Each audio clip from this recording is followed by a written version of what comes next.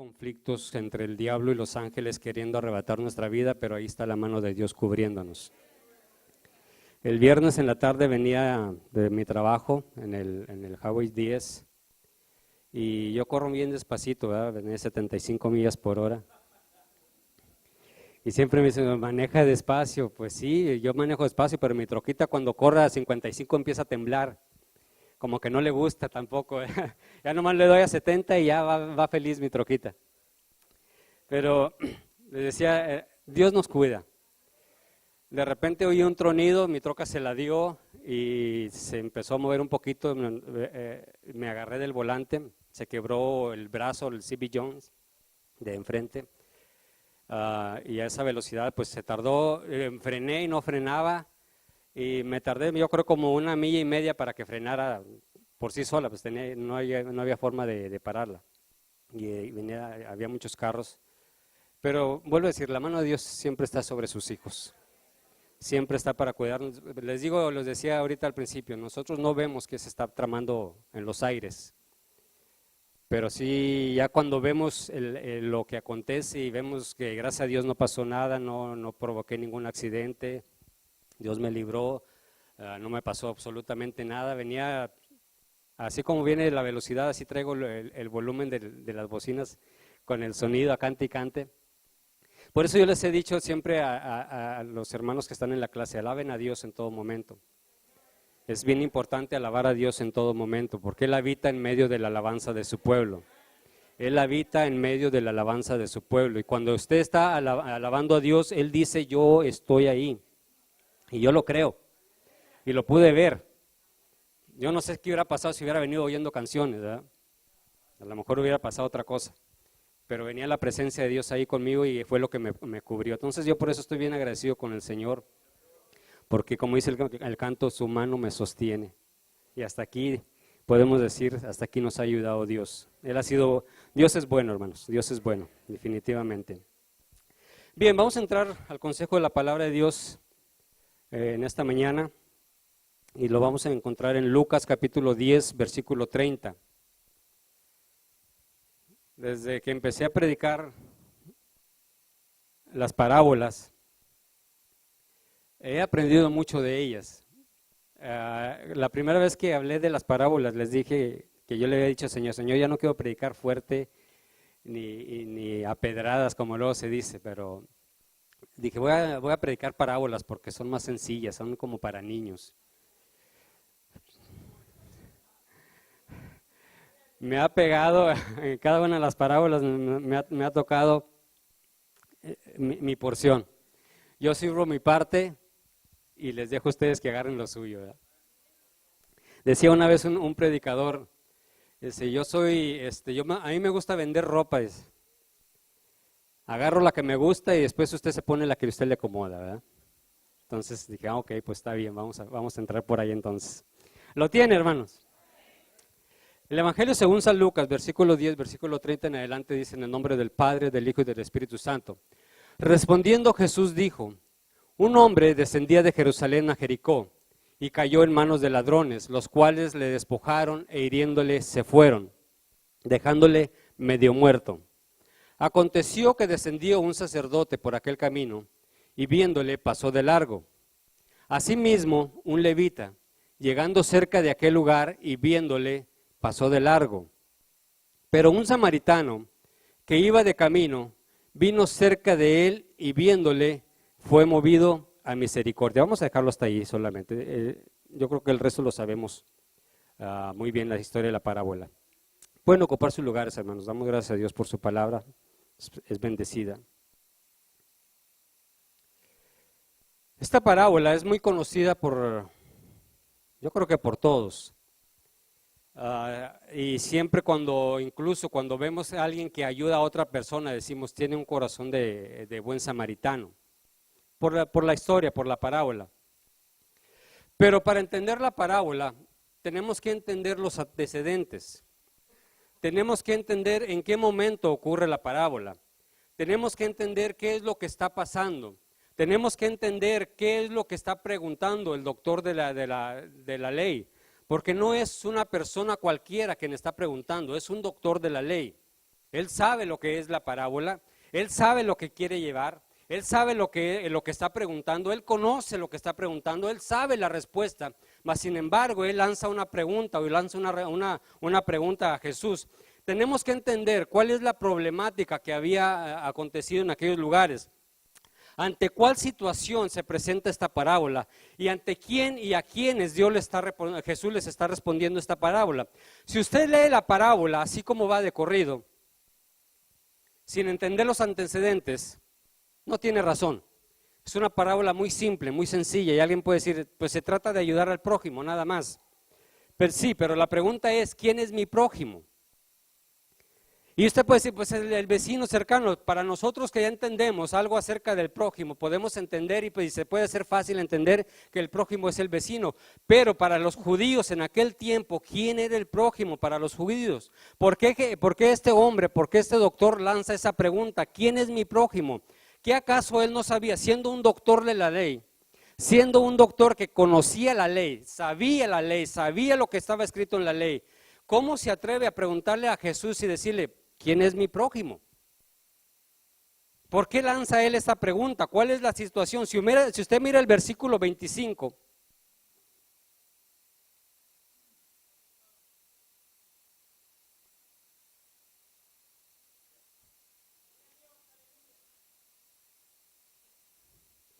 Y he aquí, aquí está. Y he aquí un intérprete de la ley se levantó y dijo para probarle, maestro, ¿haciendo qué cosa heredaré la vida eterna?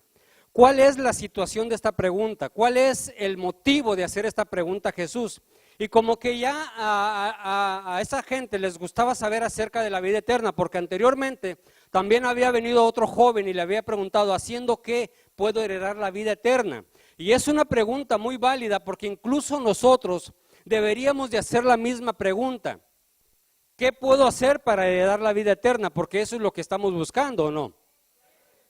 Eso es lo que queremos saber, qué es lo que va a hacer de nosotros, qué va a pasar después de esta vida a nosotros, cómo puedo hacer para heredar la vida eterna, qué puedo hacer para heredar la vida eterna. Y es raro y es curioso que nosotros a veces nos comportamos igual que este doctor de la ley. Sabemos cuáles son los pasos a seguir, sabemos qué necesitamos para llegar al cielo, sabemos qué necesitamos o qué es lo que dice Jesús en su palabra, conocemos de la palabra de Dios, conocemos lo que Él está escrito, conocemos lo que Él nos ha dicho en su palabra, mas sin embargo seguimos preguntando, ¿qué puedo hacer para heredar la vida eterna? Si conocemos la respuesta, pero quizás la respuesta no nos está ayudando. Quizás la respuesta que nosotros sabemos, queremos cambiarla y buscar otro camino más fácil. Al fin y al cabo todos los caminos conducen a Roma. A Roma sí, pero al cielo no. Al cielo nada más hay un camino y Jesús dijo, yo soy el camino, la verdad y la vida y nadie va al Padre si no es por mí. Nada más hay un camino para entrar al cielo. Así que este maestro hace una pregunta y no es que él no sepa la respuesta, él la sabe. No es lo que él quiere es probar a Jesús en público y más aún, quiere llevar a Jesús a su terreno de la filosofía y más aún, quiere llevar a Jesús a su propio terreno para avergonzar a Jesús, para hacerle ver que Jesús está mal, para hacer ver que Jesús está diciendo cosas que no están en la Biblia, que no están en la ley. Está tratando de traer a Jesús a su terreno y lo más curioso es que Jesús se deja llevar al terreno de él para en el terreno de él acabar con él. Yo quiero traerte a mi terreno, yo quiero traerte a donde yo puedo jugar, yo quiero traerte a donde yo sé que te puedo ganar. Y Jesús se deja llevar y dice, ok, vamos para allá, no hay ningún problema. Él sabe, él conoce acerca de la ley. El problema de nosotros es que la ley es buena, pero el legalismo es lo que echa a perder la ley. Recuerde que este es un doctor, no es cualquier persona. Lo interesante es que Jesús se deja llevar. Dice, ok, yo te sigo, vamos para allá, vamos para allá. Versículo 26. Dice, y él dijo, ¿qué está escrito en la ley? Jesús le pregunta y le dice, ¿qué está escrito en la ley? ¿Qué es lo que lees? Si tú eres doctor, si tú sabes lo que está escrito en la ley, bueno, yo te hago una pregunta a ti. ¿Qué está escrito en la ley? Porque tú conoces de la ley. Y este hombre, y vamos a ver lo que dice la ley, Levíticos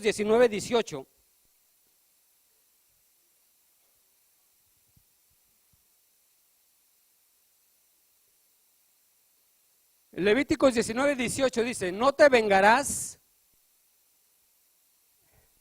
¿la puede leer? No te vengarás, ni guardarás rencor a los hijos de tu pueblo, sino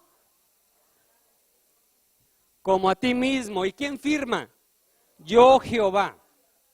Ok, ¿conoces la ley? Bueno, dime qué está escrito en la ley. Bueno, la ley dice, quizás aquel hombre le puede haber dicho, bueno, la ley dice que no te vengarás ni guardarás rencor a los hijos de tu pueblo, sino que amarás a tu prójimo como a ti mismo. Y Dios Jehová está poniendo su firma, es el que está dando esa orden.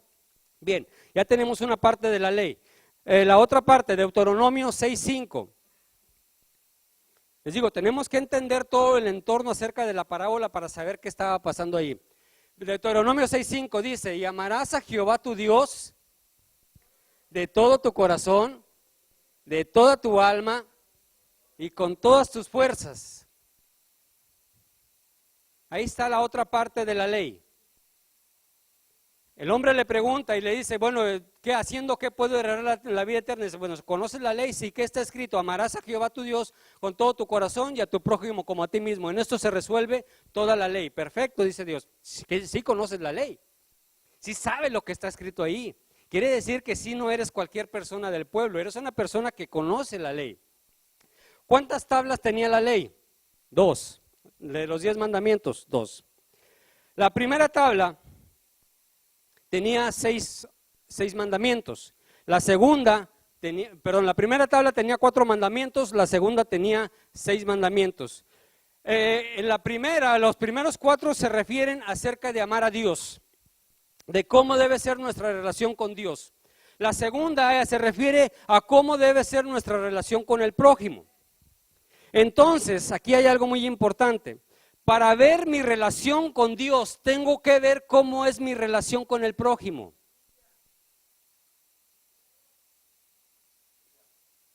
¿Me entendió?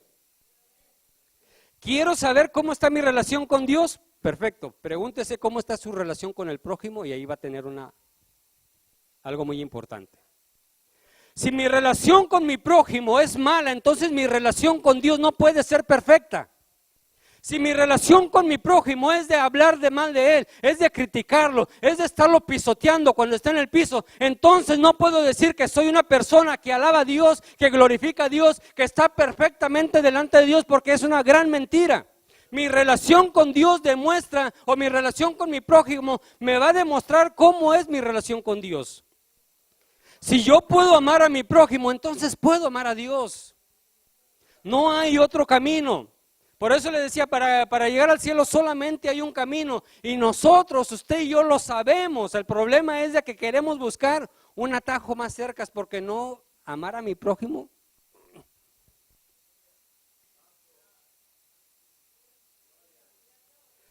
Cuando usted estudie la Biblia, cuando estudiamos la Biblia, tenemos que meternos en tiempo y espacio. Tenemos que preguntarnos qué fue lo que ocurrió. ¿Qué fue lo que pasó? ¿Por qué se hizo esta pregunta? ¿Cuál fue el motivo de la pregunta? ¿Por qué tiene que hacer esta respuesta? Las parábolas son el vehículo, pero para entender estas parábolas tenemos que entender las palabras que Jesús está diciendo, que en un momento fueron usadas, y a esto se le llama, yo creo que los hermanos que están en la universidad conocen un poco de esto, se le llama exégesis. Hay que hacer un exégesis a la palabra para entender y poder comprender lo que está pasando alrededor o el entorno que está llevando a cabo. El intérprete le hace una pregunta a Jesús y Jesús le responde. El intérprete está preguntando y él sabe lo que está preguntando. Jesús sabe lo que el intérprete está preguntando. Jesús sabe la respuesta. Jesús sabe cuál es la intención del intérprete. Jesús sabe cuáles son los motivos del intérprete. Y Jesús sabe lo que el intérprete quiere. Y Jesús sabe todo porque Él es Dios, el verdadero Dios. Él no es un hombre normal, Él es Dios verdadero. Y dentro de todo el entorno hay una multitud que está escuchando esta palabra. Cuando este hombre hace una pregunta a Jesús, Jesús bien podría haber dicho, tú, un doctor de la ley, haciéndome esta pregunta, entonces no sabes nada. Pero Jesús tiene que ser inteligente, Jesús tiene que ser a buscar una forma en la cual no dañar la imagen que la gente tiene del intérprete de la ley. Tiene que buscar una forma de hacerle entender que él está mal, pero sin ofenderlo, porque hay una multitud que está escuchando, hay una multitud que está viendo, que quiere saber, que le gusta el pleito que se está generando ahí, porque dicen, aquí eso está bueno. Y cuando usted, yo no sé si le ha pasado, cuando usted está hablando con una persona que es de otra religión y están discutiendo, perdone la pregunta porque a veces la palabra quizás no es discutir, es solamente buscar una razón, están hablando sobre un punto doctrinal, hay gente que está oyendo y empieza a picarle, uy, dijo esto, uy, dijo lo otro, ¿verdad? Y me imagino que así estaba la gente también, a ver qué dice el intérprete, y a ver qué dice Jesús, y a ver quién tiene la razón, y mira lo que está preguntando. Jesús tiene que tener mucho cuidado en dar una respuesta que ayude al intérprete a entender lo que la Biblia dice, pero que también ayude a la gente que está escuchando a no desviarse de la palabra de Dios, a que acepten el mensaje de Jesucristo, a que acepten lo que Jesús va a decirles, y tiene que tener mucho cuidado sobre esto. La parábola no nace porque sí. La parábola nace porque hay un problema que tenía no cientos de años, sino miles de años en el pueblo judío. Era una pregunta, era una situación que los judíos siempre vivían peleando. Se trataban o se duraban horas y horas investigando en la sinagoga quién es mi prójimo, cómo entender a mi prójimo, quién es mi prójimo. Entonces, este problema no es algo que se le ocurrió al intérprete de la ley.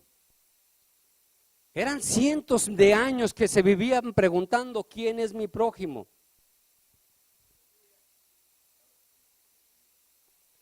Y esta tendencia era tan interesante que lo que ellos llegaron a un acuerdo se pasaba de generación a generación. Así es de que el judío que nacía, le explicaban la parábola, perdón, le explicaban acerca del prójimo y él con esa mentalidad crecía. Y entonces ellos estaban tomando palabra de la Biblia para decir que el prójimo era solamente otro judío piadoso.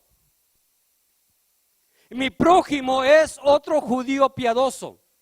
Las rameras, los publicanos, los pecadores, los gentiles, ellos tenemos que odiarlos, y los samaritanos hay que odiarlos porque está en la palabra de Dios, hay que hacerlos a un lado. Ellos no son mi prójimo es otro judío piadoso igual que nosotros, decían ellos. Por eso era tan importante esta pregunta que él está haciendo. Porque por años y años y años se vivía diciendo lo mismo: tu prójimo es un judío piadoso. De ahí para allá odia a todo el mundo. ¿Me van entendiendo? Recuerde que el que está preguntando no es un personaje, no, alguien del pueblo. Este sabe la pregunta, sabe lo que está preguntando. Y Jesús le menciona y le dice, más bien, estos hombres estaban tomando un versículo del Salmo 139, estaban haciendo un exégesis equivocado del Salmo 139. Y Jesús, después de que les dice, le contesta que está escrito en la ley, él le dice, ama a Jehová tu Dios con todo tu corazón y a tu prójimo como a ti mismo. Y Jesús le contesta y le dice, haz esto y vivirás. ¿Haciendo qué? Dos cosas: amar a Dios y a tu prójimo. Si podemos hacer estas dos cosas, dice la palabra de Dios, haz esto y vivirás. Y la ley decía, ama a Jehová tu Dios con todo tu corazón, con toda tu alma. En otro versículo dice, con toda tu mente y con todas tus fuerzas. 4 cosas muy importantes que tenemos que involucrar para alabar a Dios. Y a veces nomás hacemos 2. A veces nada más una. Alaba a Dios con todas tus fuerzas. ¿Sabe qué significa alabar a Dios con todas tus fuerzas? Es cantarle a Dios con todas tus fuerzas. Dice, pues no me ayudó mucho. Bueno, pues algo es algo.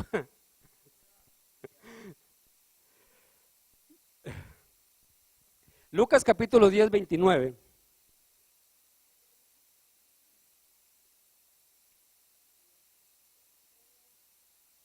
Dice, pero él, queriendo justificarse a sí mismo, dijo a Jesús, ¿y quién es mi prójimo?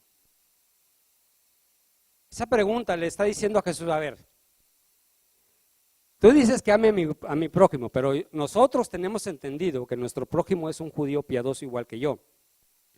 En otras palabras, le está diciendo a Jesús, si tú eres judío, si tú eres un rabino, si tú eres una persona que conoce de la ley, tú tienes que decirle a toda esta gente que un prójimo de nosotros es solamente otro judío igual que nosotros. Tú tienes que decirle a toda esta gente que está escuchando que hay que odiarlos a ellos, que lo que nosotros estamos haciendo bien, está conforme a la palabra de Dios. Estamos diciendo que a los samaritanos, a los pecadores, a los gentiles, a las rameras y a toda esa gente hay que odiarlos porque así está en la palabra de Dios. Diles, porque si tú eres judío, tienes que decirle esto. Él se trata de justificar y dice, bueno, a ver, dime quién es mi prójimo. ¿Cómo entiendo yo quién es mi prójimo? A ver, diles por favor, ya te traje a mi terreno, ya sea a donde te llevé, ya te tengo en mis manos, quizás pensó aquel personaje, ya te tengo en mis manos, tienes que decirle, ahora como yo te tengo en mis manos, tú tienes que decirles quién es el prójimo y vas a tener que decir que es solamente otro judío piadoso igual que nosotros. Salmo capítulo 139, para poder entender lo que ellos, de dónde ellos se basaban. Versículo 21 y versículo 22 dice, no odio, oh Jehová, a los que te aborrecen, y enardezco contra tus enemigos, los aborrezco por completo, los tengo por enemigos. En otras palabras, toda persona que no aceptaba la palabra de Dios, toda persona que no vivía dentro del reglamento o las leyes de Dios, eran enemigos de Dios y había que odiarlos conforme a la palabra de Dios. Por eso es tan importante que ellos se hicieran esta pregunta, ¿quién es mi prójimo? Si la Biblia ahí me está diciendo que tengo que odiar y aborrecer a los que no obran en tu palabra, a los que no guardan tu ley, tengo que odiarlos y tengo que obedecerlos. Dime entonces, ¿quién es mi prójimo? ¿Cuál es la actitud correcta para Jesús? Lucas 6:27. Dice, pero a vosotros los que oís os digo, amad a vuestros enemigos, haced bien a los que os aborrecen. ¿Aclaró Jesús el problema? ¿Entendió Jesús o aquella gente cuando Jesús les dice, amen a sus enemigos? Sí, hermano, pues está fácil decirlo. ¿Y por qué el sacerdote, si era el siervo de Dios, si era el que ministraba en el altar, y por qué él no se detuvo? En la genealogía, en el grupo de israelitas, hay 5 divisiones en las cuales cómo se dividen los israelitas. Y en el primer grupo estaban los sacerdotes, los levitas y los israelitas de pura sangre. En el esquema de la pureza, ellos tenían que protegerse de contaminarse. Por esa razón, los oyentes, cuando Jesús menciona que pasa un sacerdote y no se para a ayudar al que está herido, el pueblo no protestó. ¿Por qué razón? Porque ellos sabían que el sacerdote tenía un pacto de pureza, porque ellos sabían que el sacerdote tenía que estar purificado, porque un sacerdote que había sido contaminado no podía oficiar en el templo de Dios, porque una persona que está contaminada no puede entrar a la presencia de Dios. Y eso nos habla a nosotros los predicadores, que tenemos que tener también nosotros cuidado de ver lo que estamos viendo, de tocar lo que estamos tocando, de andar lo que estamos caminando, de vestirnos como nos estamos vistiendo, porque nosotros también debe haber una regla de pureza para poder venir y estar presentes ante un pueblo lavado con la sangre de Jesucristo y podernos presentar ante ustedes y poder hablar la palabra de Dios en un aleluya. Por eso el pueblo no reaccionó, ellos sabían que el sacerdote tenía un pacto de pureza. Si un sacerdote llegaba hacia donde estaba el herido y tan solamente lo tocara, se fastidió toda la vida, se echó a perder. Tenía un proceso muy largo para volver a purificarse, según la ley. Tenía que pagar, le iba a costar muy caro a él, a sus descendientes, tenía que ser puesto en vergüenza, ponerlo en vergüenza para que la gente lo viera y lo viera que era una persona inmunda. Por esa razón el sacerdote no se paró. Él tenía un pacto de pureza. Y mire que ahorita sigo con esto. Estamos a punto de entrar a las votaciones. No voy a hablar de lo de política, nomás quiero que me entienda a lo que voy. Estamos a punto de entrar a las votaciones. Hay dos partidos que son los más fuertes aquí. Cuando yo empecé a estudiar esta parábola, miré dos cosas muy importantes y se las voy a hacer en forma de pregunta. No me la tiene que contestar. Si yo pusiera aquí una urna y usted dijera hay que votar, y aquí en esta urna dice santidad, y pongo otra urna y en esta urna dice amor, ¿por cuál votaría usted? No me tiene que contestar. No me tiene que contestar. Nada más piénselo. Hermano, es que sin santidad nadie verá al Señor. Perfecto. Entonces vote por santidad. Hermano, pero el que no ama no conoce a Dios porque Dios es amor. Bueno, entonces vote por el amor. Hermano, pero es que las dos cosas, sí. Pero por cuál, si usted va a votar nada más por una cosa, perdón por decir cosa, la santidad y el amor. Si usted va a votar por alguno de estos dos, ¿por quién votaría? ¿Qué es mejor para su vida? No me conteste, no me conteste. No estoy tratando como yo les he dicho a los hermanos en la clase, aquí no se trata de avergonzar a nadie, queremos aprender, estamos aprendiendo. Pero escoja usted, lo voy a hacer un poquito largo porque quiero que medite bien la respuesta que usted va a hacer. ¿Por cuál votaría? Nomás por uno, no puede votar por los dos, no me contesten. Que no me contesten. Están como los niños ustedes, ¿verdad? Mi hijo, no hagas eso, y ahí va el niño. ¿Y qué le hace usted al niño? Bueno, yo no puedo, ¿verdad? Hermano, es que sí, yo sé, yo entiendo, no crea que desde cuando, es más, incluso desde la primera vez que empecé a hablar de parábolas, yo les mencioné, les dije, vamos a llegar a una parábola en la cual vamos a tener que tomar una decisión, o santidad o amor. Y la santidad por la cual el sacerdote se regía, no pudo mostrarle amor al prójimo, porque soy santo, no me puedo hacer inmundo por tocarlo. No quiero que me malentienda, no estoy diciendo que la santidad no sirva, no me entienda por ese lado. Los dos son muy importantes en nuestra vida, pero tenemos que aprender a diferenciar cuándo es cuando debo de buscar la santidad y cuándo es cuando debo de mostrar el amor. La santidad es personal. Yo tengo que buscar mi santidad. Jesús dice, sed santos, o Dios dice, sed santos porque yo, Jehová, vuestro Dios, soy santo. Así es de que hay una ley, hay una orden en la cual nosotros tenemos que buscar la santidad, pero eso es para mi beneficio, no para andarlo repartiendo a la gente.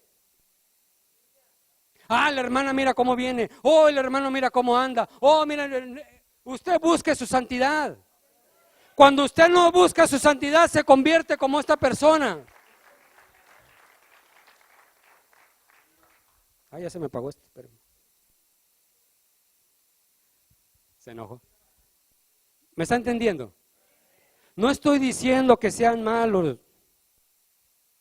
Estoy diciendo que tenemos que saber